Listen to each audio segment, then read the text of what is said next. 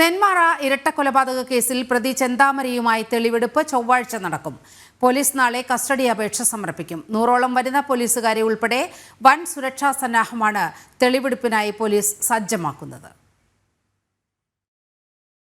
ഒരു നാടിനെ ആകെ ഞെട്ടിച്ച നെന്മാറ ഇരട്ടക്കൊലപാതക കേസിൽ പ്രതി ചെന്താമരയുമായുള്ള പോലീസിന്റെ തെളിവെടുപ്പ് ചൊവ്വാഴ്ച നടക്കും. കൊലപാതകം നടന്ന പോത്തുണ്ടിയിലും പരിസര പ്രദേശങ്ങളിലുമാണ് പോലീസ് പ്രതിയുമായി തെളിവെടുപ്പ് നടത്തുന്നത്. പ്രതിയെ കസ്റ്റഡിയിൽ വിട്ടുകിട്ടുന്നതിനായി കസ്റ്റഡി അപേക്ഷ നാളെ ആലത്തൂർ ജുഡീഷ്യൽ മജിസ്ട്രേറ്റ് കോടതിയിൽ പോലീസ് സമർപ്പിക്കും. 2 ദിവസത്തെ കസ്റ്റഡിയാണ് പോലീസ് ആവശ്യപ്പെടുന്നത്.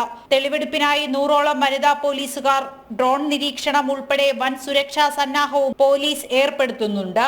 നേരത്തെ പ്രതിയെ പോലീസ് പിടികൂടിയതോടെ നെന്മാറ പോലീസ് സ്റ്റേഷനിലേക്ക് വൻ ജനക്കൂട്ടം പ്രതിഷേധവുമായി രംഗത്തെത്തിയിരുന്നു.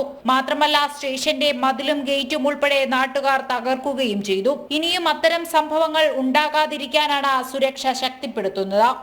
ജനം, പാലക്കാട്.